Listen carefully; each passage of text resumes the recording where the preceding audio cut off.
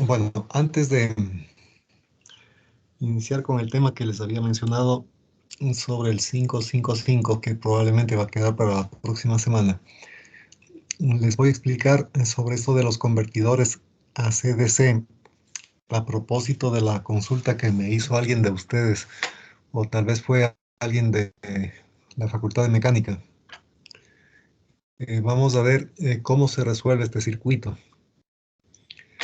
Básicamente, debemos tener en cuenta que los SCRs se apagan ya sea porque la corriente que atraviesa de ánodo a cátodo bajó a un nivel inferior a la corriente de mantenimiento, o también porque el SCR fue polarizado inversamente. Entonces, en el caso de que un SCR que está conduciendo se polarice inversamente y se apague, este procedimiento se conoce como conmutación forzada. Es una técnica alternativa que se tiene cuando se trabaja con señales alternas para apagar a los SCRs. Entonces, de acuerdo a esto, tenemos un arreglo en donde aparece un transformador con dos secundarios. Primario está a 100 voltios de eficaz, 120 voltios de eficaces, 60 hercios. El secundario 1 y el secundario 2 tienen la misma orientación en los bobinados. Por eso es que están los puntos de referencia ubicados en la parte superior de estos bobinados. Y desde el tab central de este secundario y del tab superior se conectan dos SCRs cuyos cátodos están en cortocircuito alimentando a una carga, en este ejemplo, de 25 ohmios. Entonces, lo importante es que tomen en consideración el funcionamiento del transformador como primera parte. Eso ustedes ya manejan adecuadamente, espero. Entonces, diríamos en el semiciclo positivo, ya saben esto, de la entrada, tenemos esta polaridad en el primario. La corriente estaría bajando por aquí. Por lo tanto, en los secundarios, la corriente debe estar saliendo por los terminales con punto. Y para que esa corriente salga por los terminales con punto, lógicamente la polaridad instantánea en las bobinas secundarias va a ser esta de aquí. Más o menos. Entonces, como ven en este caso, los dos SCRs estarían en condiciones de conducir, porque ambos están polarizados directamente. Tengan también en cuenta que al tener el punto referencial de tierra en esta parte abajo,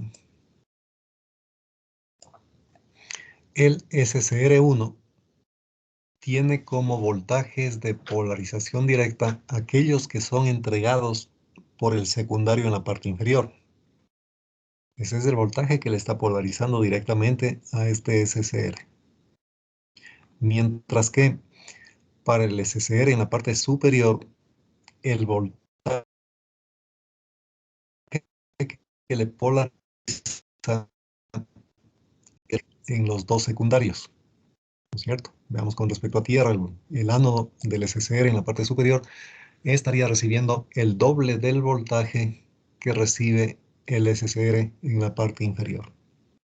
La relación de vueltas para este transformador dice de 10, 5, 5. Es decir, tenemos aquí un transformador, un reductor del primario a cada uno de los secundarios. Entonces, esa relación de vueltas se puede utilizar para calcular los voltajes que tendríamos en este secundario y también en este otro. Si la relación es de 10 a 5, quiere decir que tenemos la mitad de bobinas en cada parte de estos secundarios. En los dos secundarios, la mitad de bobinas. En consecuencia, la relación de transformación ha sido de 10 a 5, es decir, de 1 a 2. O, si usted quiere, en los secundarios tenemos la mitad del voltaje que existe en el primario. Bien, eso por una parte. Ahora, en esta estructura de aquí, de acuerdo a los datos del problema,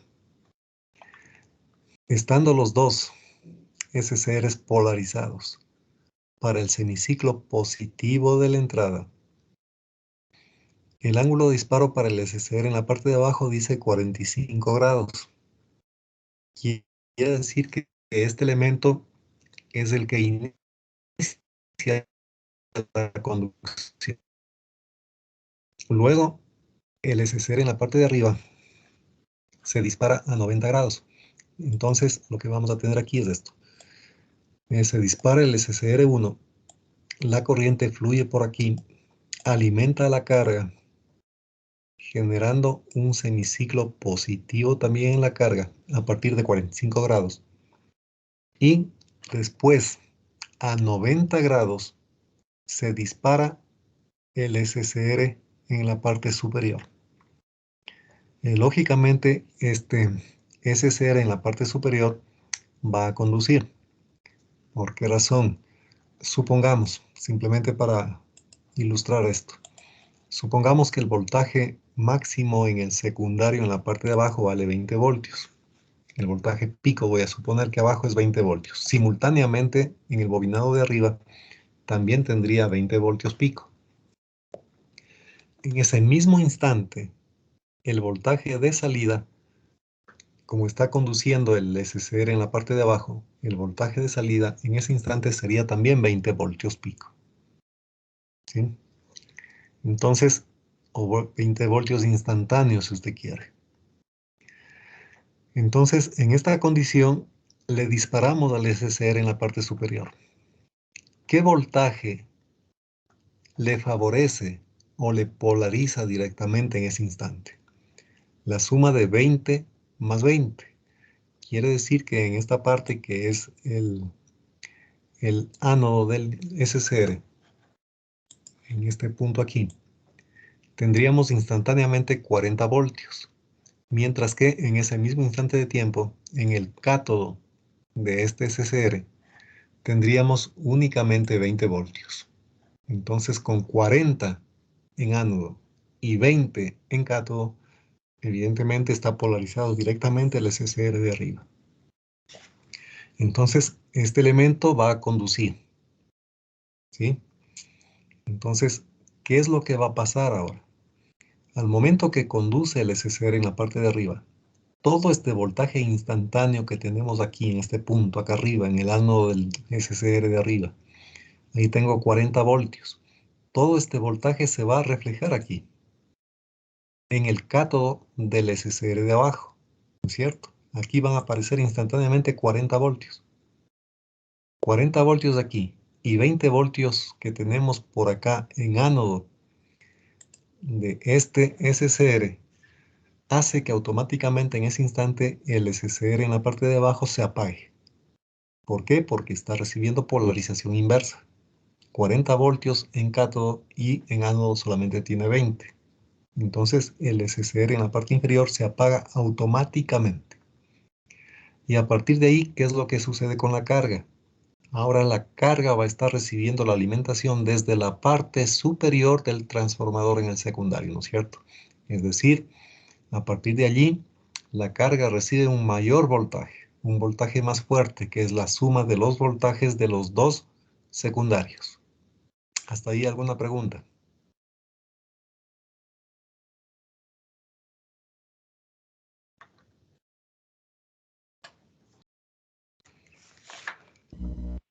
A ver, entonces veamos el señor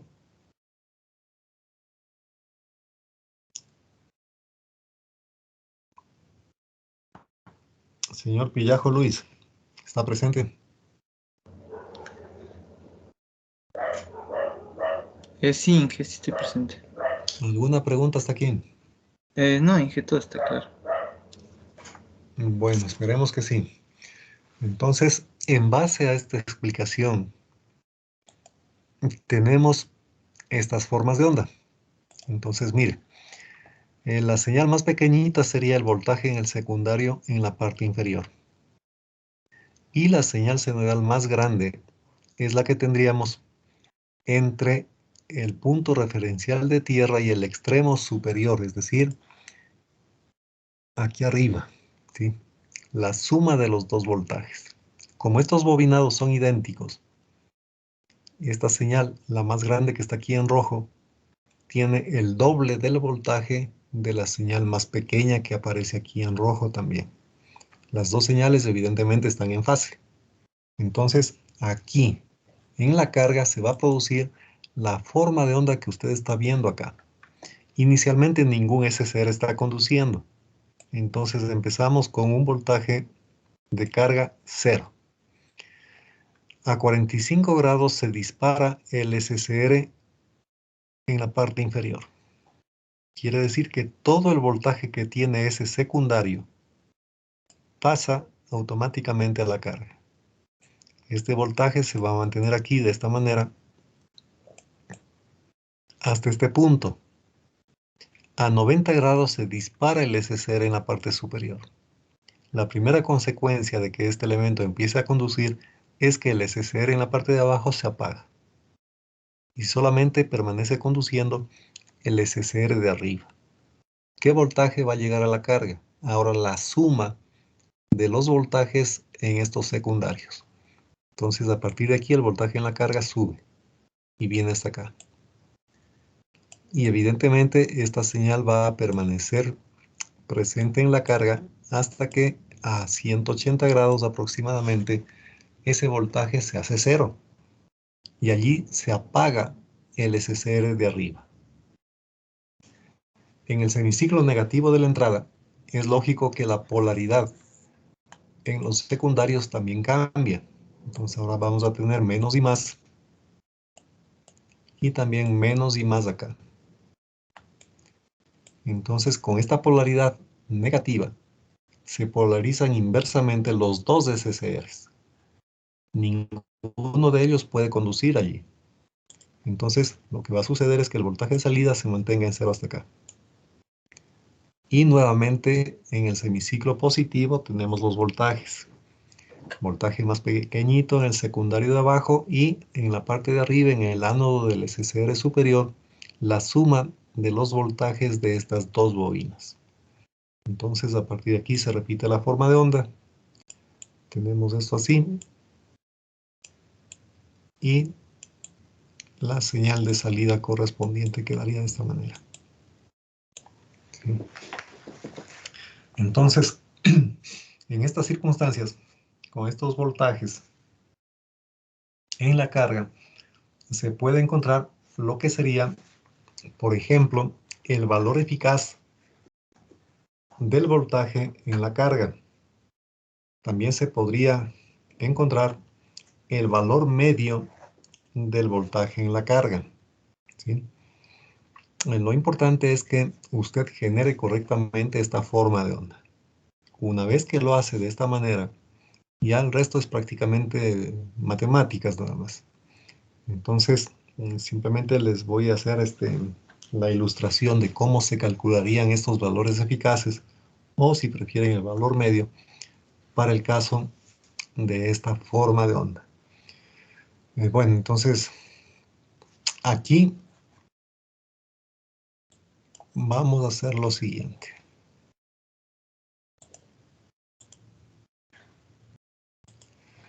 Vamos a poner el valor eficaz total al cuadrado. ¿Sí? Voy a escribir el voltaje eficaz, RMS, total al cuadrado. Este voltaje eficaz al cuadrado va a ser igual. Aplicamos simplemente la definición de cómo se calcula el valor eficaz. Entonces ponemos 1 sobre el periodo. ¿Cuánto sería el periodo para esta forma de onda repetitiva? ¿Cuánto pondría en ese periodo, señor Señorita, pro año Adriana, ¿cuál sería el periodo para esa forma de onda?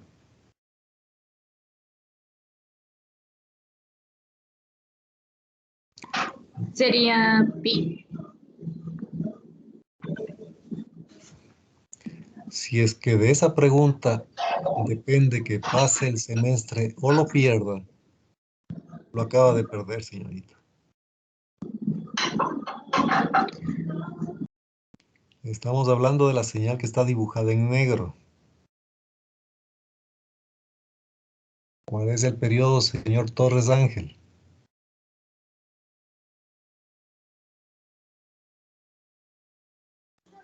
Sería 2pi, Inge. 2pi, correcto. Entonces, miren, uno de los datos de interés que he visto en la subdirección del SPOT es la cantidad de estudiantes que repiten una materia. Resulta que en la totalidad de materias, muy rara vez existe un estudiante que repita. Entonces, la pregunta es, si todos pasan, se entendería que todos están en condiciones de utilizar esos conceptos en las materias que vienen a continuación, porque son muchas de esas materias prerequisitos, ¿no es cierto? Pero si tenemos dificultades en estas cosas, no sabemos qué es el periodo de una función, por ejemplo. La pregunta es, ¿qué es lo que está pasando? Si yo le pregunto cómo funciona un SCR, usted me dice, y probablemente me responde muy bien la parte electrónica.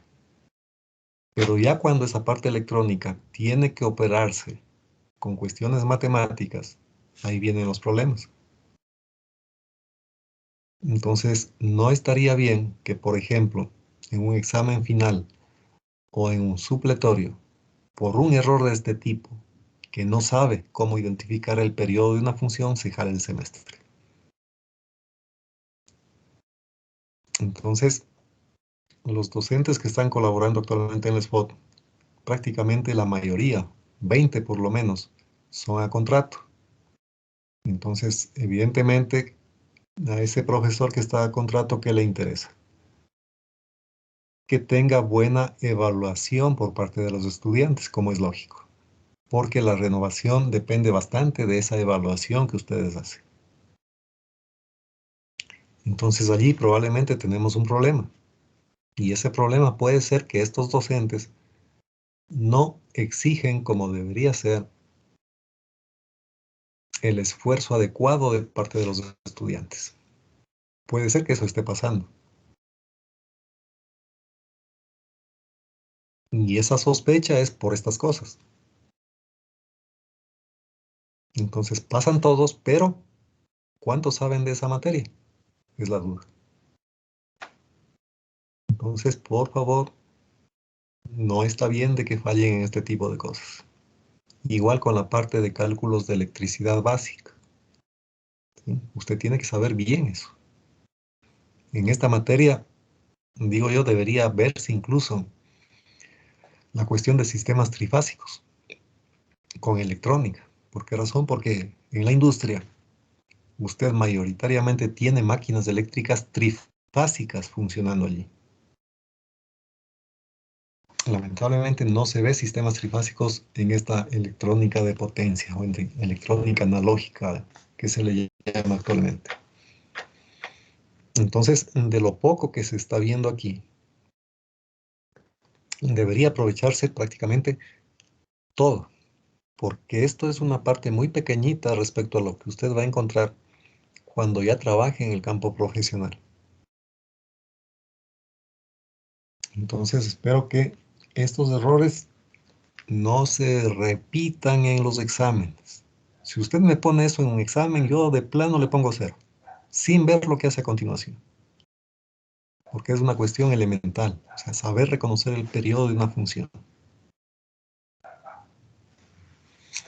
Bien, entonces, Voltaje eficaz al cuadrado. 1 sobre el periodo es 2pi. A ver, esta parte de los pis y esas cosas. Ahí está, 1 sobre 2pi. Por la integral. Entonces vamos a poner la integral.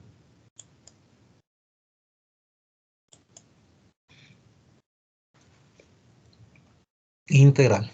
¿De dónde a dónde opera el voltaje más pequeñito? El voltaje más pequeñito opera desde A hasta B. Entonces voy a utilizar esos índices. Entonces, desde A hasta B. ¿Cómo se llama la función que debo finalmente elevar al cuadrado allí? Esa función se llama, por ejemplo, B1 por el seno de teta. Es un voltaje máximo, ¿no es cierto? Entonces, ese voltaje máximo, para no escribir tanto, voy a ponerle simplemente B1. Ya sabemos que este B1 es un voltaje máximo por el seno de teta. Entonces, aquí nos vamos por acá y le ponemos el ángulo teta ahí. Esto elevamos al cuadrado y lo integramos respecto a teta. Ya está. Entonces, esta es la primera función que interviene en el cálculo. A partir de B, entra a operar la otra función, ¿no es cierto? Que es la suma de los dos voltajes que tenemos en estos devanados. Entonces, aquí evidentemente tengo que poner, por ejemplo, en esta partecita unos corchetes, porque aquí tengo que sumar la contribución de la otra función también. Entonces, esa otra función va a ser la integral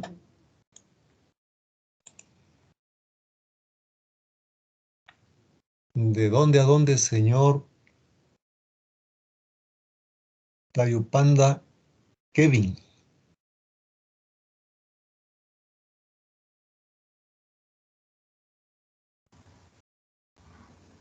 Sería de B hasta pi. ¿Desde dónde? Desde B hasta pi. Ya, correcto. La otra función que alimenta la carga es la suma de las dos anteriores, ¿no es cierto? Entonces, es el doble. Y esa función es válida desde B hasta pi. Entonces, eso es lo que tengo que poner aquí. Integramos desde B hasta pi. Entonces, aquí viene el simbolito pi. ¿Cómo se llama esa función? Es simplemente, vamos a ponerle un voltaje V2. Ese V2 también va a ser, como en el caso anterior, un voltaje máximo, ¿sí? Entonces vamos a poner aquí simplemente un voltaje 2. Voltaje 2 por el seno de teta. A ver aquí.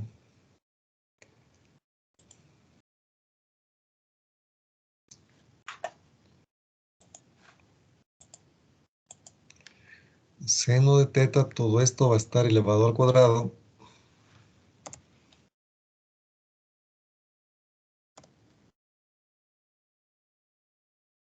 Integrado respecto a teta. Entonces, este sería el planteamiento matemático de lo que tenemos que hacer acá. Cerramos aquí este corchete.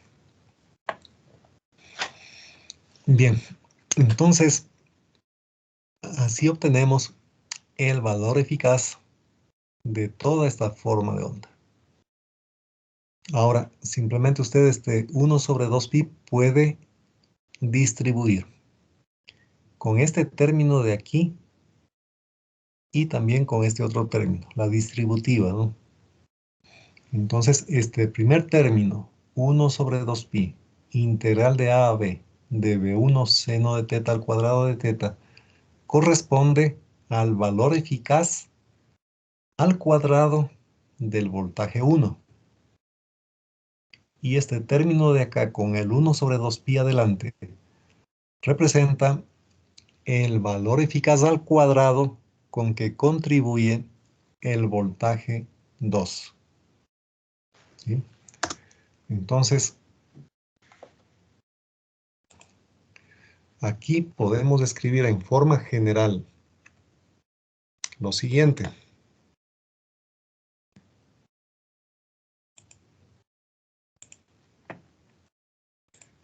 El valor eficaz total al cuadrado va a ser igual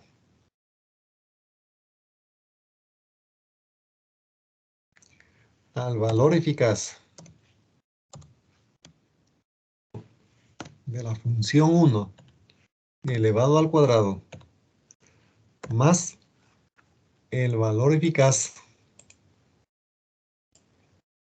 BRMS de la función 2 elevado también al cuadrado. Esto de aquí es básico, esto tiene que saber usted. No solamente funciona esto con señales de alterna. Si usted tiene una señal de continua y una señal de alterna, el valor eficaz de esas dos señales le saca simplemente haciendo esto. Valor eficaz de la primera al cuadrado más valor eficaz de la segunda al cuadrado. ¿Sí? Entonces, esta formulita de aquí es básica. Entonces, tenemos que aplicar esto nada más. Entonces, mire, el valor eficaz 2 que tengo escrito aquí al cuadrado correspondería a la forma de onda que le voy a remarcar este momento en color azul. El valor eficaz 2 sería el valor eficaz para esta señal de aquí.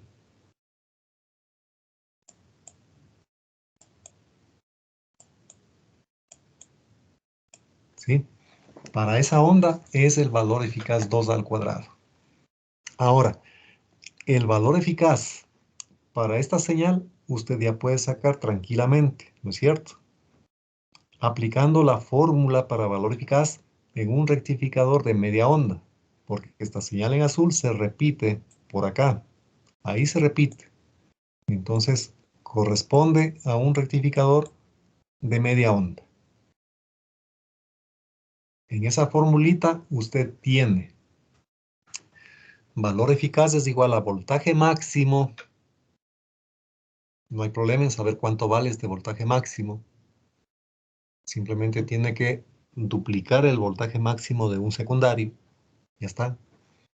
Ese voltaje máximo tiene que dividir para 2 por raíz de pi. Y eso va multiplicado por pi menos alfa más un medio seno de 2 alfa. Y ya está. Usted ya tiene el valor eficaz que contribuye esta señal en azul. ¿Cuánto vale alfa? Alfa vendría a ser el valor de B que tenemos aquí. ¿Sí? Entonces, para esta forma de onda, usted no tiene ningún problema. Usted debería poder calcular este valor eficaz. Lo eleva al cuadrado y le pone aquí en esta parte. Ya tiene ese dato de llegada. No hay ningún problema en eso. Ahora, la dificultad, entre comillas, es calcular el valor eficaz de esta forma de onda que le voy a remarcar aquí en rojo.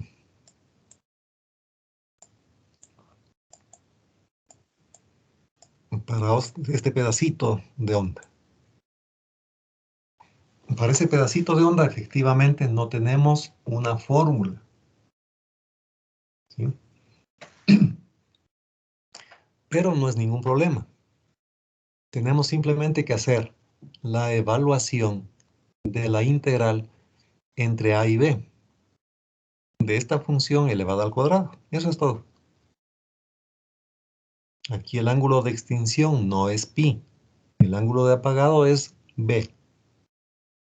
¿Sí? Entonces voy a hacer eso nada más para sacar el b1 en valor eficaz. Entonces vamos a poner por aquí. lo que sería este valor RMS1 al cuadrado.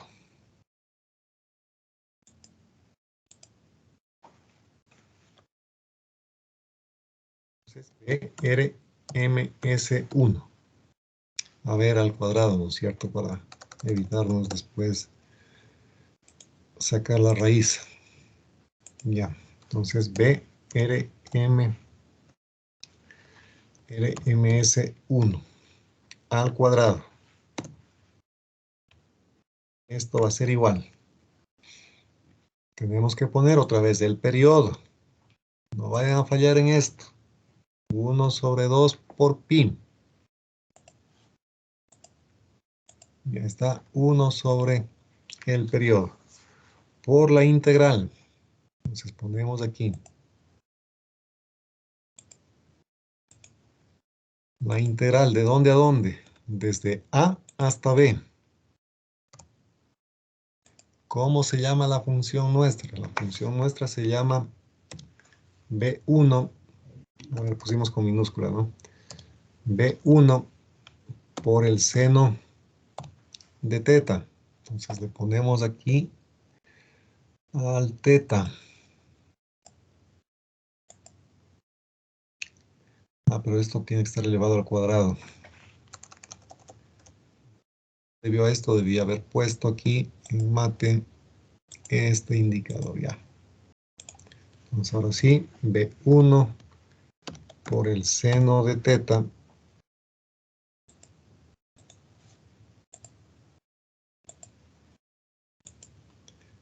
Esto de aquí al cuadrado.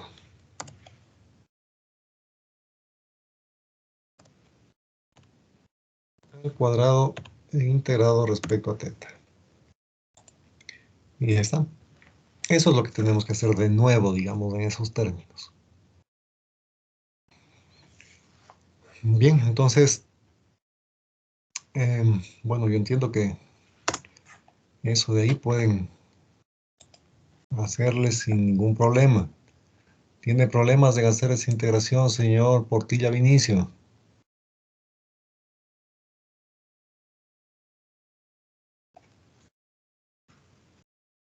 ¿No viene a clase o ya se retiró? El señor Guerrero Cristian.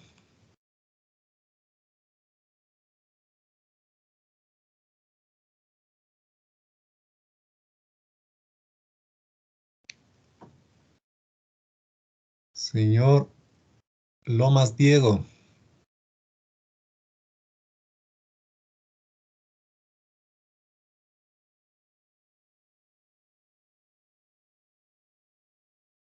No ven, no vienen a clase encima. Señor Villavicencio Kevin. Buen día, ingeniero. La verdad, eso es con una tabla de integrales, pero yo tengo dificultad más o menos en los límites, por ejemplo, en el deber, cuando el límite era pi, creo que era 0.5 milisegundos, y 2pi era 1 milisegundo, yo le hice solo con, o sea, no lo hice con los valores que daba el ejercicio, sino les reemplacé por pi y 2pi para que me salieran en reemplazar en el seno y coseno, pero no. Más bien esa dificultad tengo, no sé si será un problema, si es que en vez de usar los límites, simplemente utilizo el Bueno, verá, valor de la vamos a frecuencia. hacer ahorita el desarrollo de esto en todo caso. Entonces vamos a tener aquí B1 en valor eficaz al cuadrado, va a quedar igual a 1 sobre 2pi. Este voltaje 1 que está viendo aquí está elevado al cuadrado. Entonces le voy a sacar ese B1 al cuadrado. Voy a poner aquí el voltaje B1 elevado al cuadrado. Ya. Y acá me queda ya solamente la función seno cuadrado de teta. Pero seno cuadrado de teta puede escribirse como 1. A ver, voy a necesitar aquí uno de estos. 1 menos el coseno de 2 teta, ¿no es cierto? Identidades trigonométricas. Dividido para 2. Entonces, seno cuadrado de teta es igual a 1 menos coseno de 2 teta sobre 2. Se acabó el problema. Y me olvido de que aquí había un seno al cuadrado. Entonces, este al cuadrado ya no va allí. ¿Sí? Entonces, tengo que hacer esta integral nomás. En consecuencia, esta integral me va a quedar. Este 2 puedo sacarle de la integración. Me queda integral de 1 con respecto a teta. Eso es teta. Y tengo que evaluar entre b y a. Entonces, voy a copiar otra vez esto ya para ponerle de una vez el resultado aquí abajo. Esto quedaría de la siguiente forma. Este 2 le saco factor común. Esto se hace 4. Y este 2 desaparece de aquí. Ya. Luego hacemos esta integración. Entonces, al momento que integro 1 con respecto a teta, es teta. Si eso evalúa entre b y a, que es lo que me va a quedar aquí, una vez le voy a ir poniendo por acá, me queda b menos a. b menos a. Ya está. Y me queda también menos la integral de coseno de 2 teta respecto a teta. La integral de coseno de 2 teta respecto a teta es seno de 2 teta sobre 2, ¿no es cierto? Entonces, me queda, tengo que poner aquí, menos. A ver, la integral del coseno de 2 teta es seno de 2 teta sobre 2. Aquí necesito uno de estos. Aquí me va a quedar una función seno de 2 teta. Seno de 2 teta evaluado en b quedaría seno de 2 veces b. 2 veces b. Ya está. Esto dividido para 2. Para 2 me quedaría así. Y luego tendría que evaluar cuando vale a. El menos de aquí con el menos sería más. Entonces aquí tengo que sumar otro de estos. Aquí quedaría un seno de 2 veces a dividido para 2. Ya está. Y cerramos paréntesis. Y de aquí puedo eliminar ya todo esto de acá, ¿no? Entonces, así me queda la formulita que me permite encontrar el valor eficaz al cuadrado con el que contribuye ese pedacito de la forma de onda. Este voltaje 1 es el voltaje máximo de la primera forma de onda, de la más pequeñita, no se olvide, de la que tenemos aquí en color negro, ¿no? En esta partecita de aquí. Esta señal tiene un valor máximo. Ese valor máximo es el que estamos elevando al cuadrado aquí. ¿Sí? Eso va dividido para 4pi.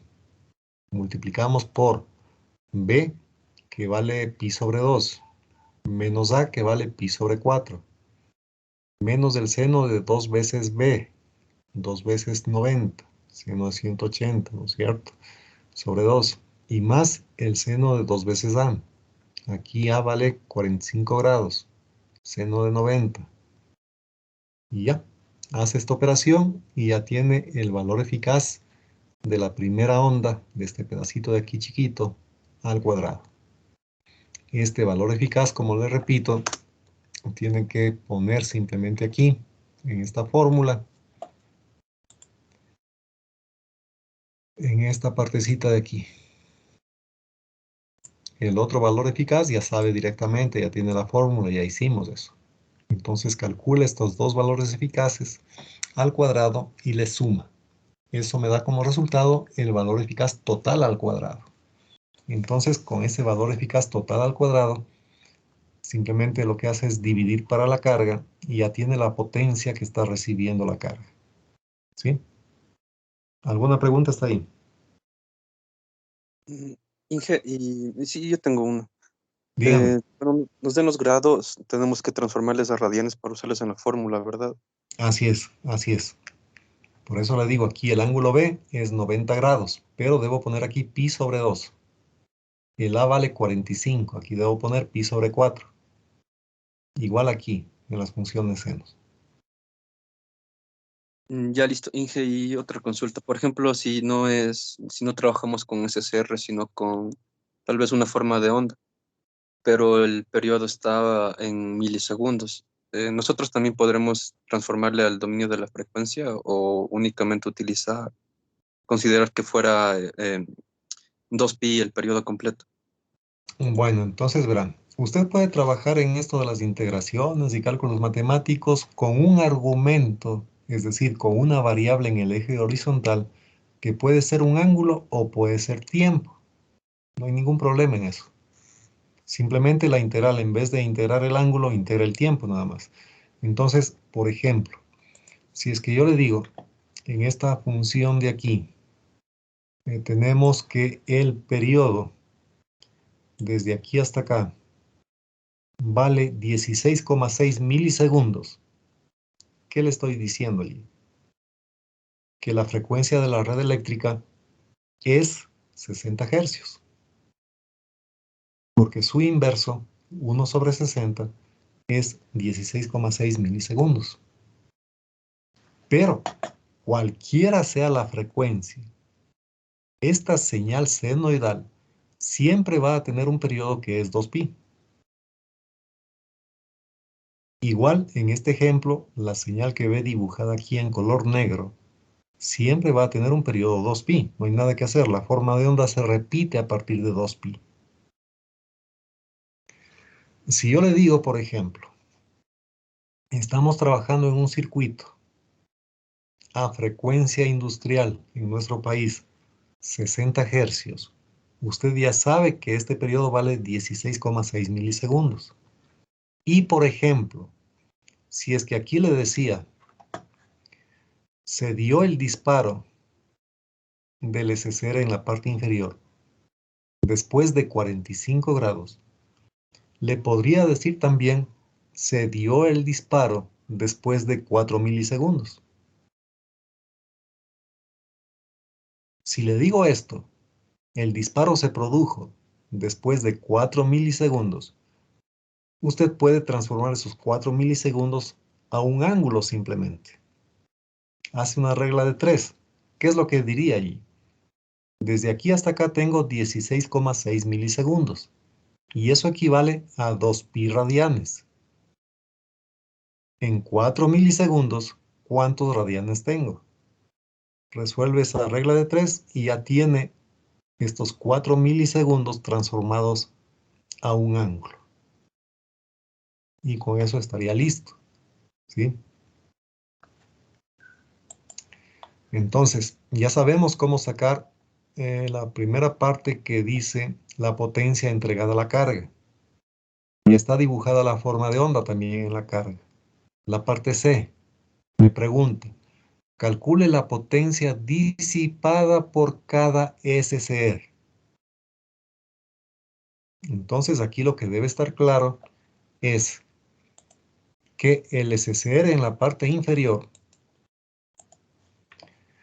está conduciendo únicamente en el intervalo comprendido entre A y B, ¿no es cierto? Entonces, entre A y B, usted tendría que calcular el valor medio de este voltaje. Más facilito que lo que acabamos de hacer. Entonces, usted aplica la definición 1 sobre el periodo. ¿Cuánto es el periodo? 2pi. Por la integral de B1 seno de teta integrado respecto a teta. Es integral entre dónde y dónde haría. Entre A y B nada más. ¿Ya? Facilito. ¿Verdad? Ya tiene el voltaje medio con el cual está contribuyendo el SCR1. Entonces debe estar claro, eso sí, que el SCR1 trabaja aquí y nada más que allí.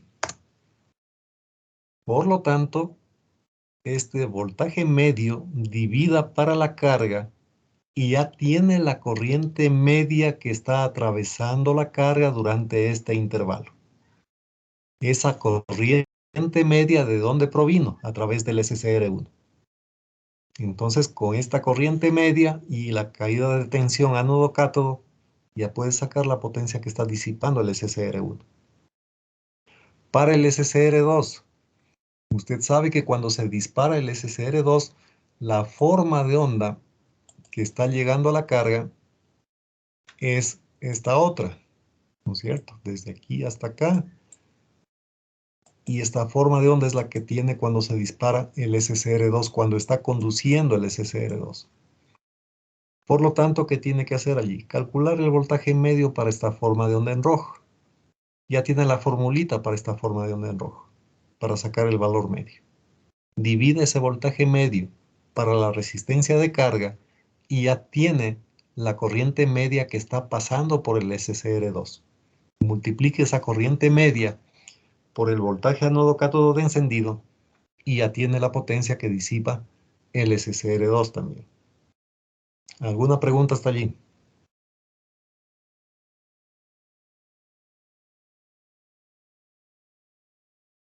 Bien, entonces, con estas explicaciones, usted ya puede tranquilamente resolver este circuito de acá.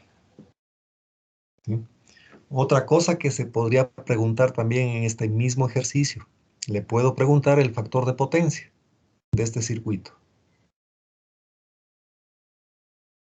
Para el factor de potencia, usted solamente tiene que dividir la potencia activa para la potencia aparente.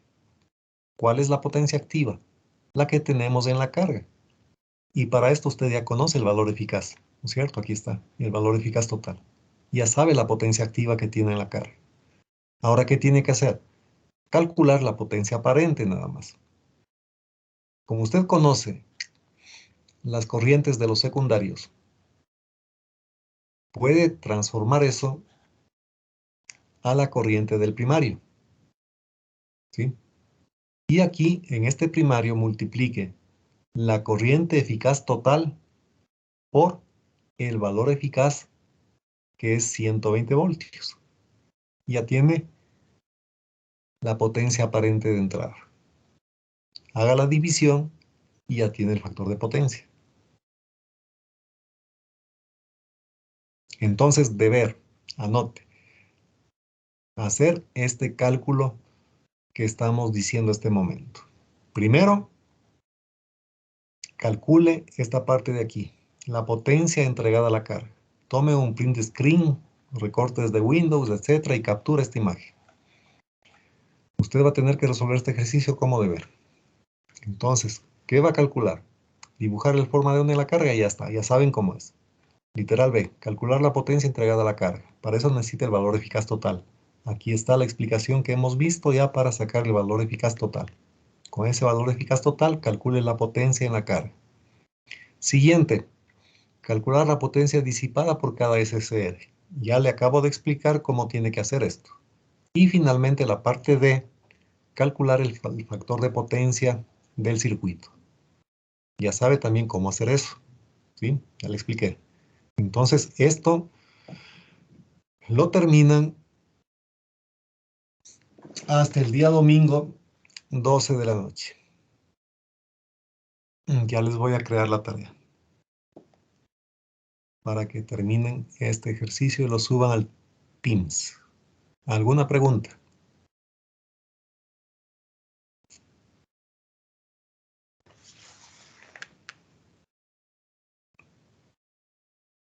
Bueno, entonces, si no hay más preguntas, espero que esté más o menos claro este tema.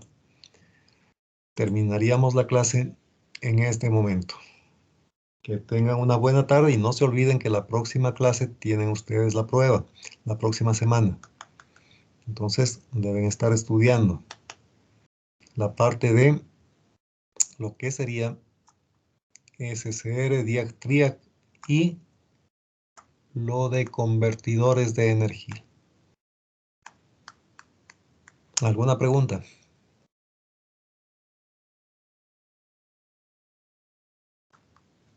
Bien, entonces si no hay preguntas, terminamos allí. Una buena tarde. Inge, Dígame. esa sería la última prueba. No, esa es la prueba número 5. Faltaría el examen. Ay, gracias. Así es, el examen va a ser después. Ya les voy a explicar el día. y sobre toda la materia. Bien, entonces aquí nos reunimos el próximo día lunes. Gracias, Inge. Hasta luego. Hasta luego con todos. Hasta Hasta luego. luego. Hasta luego, Inge.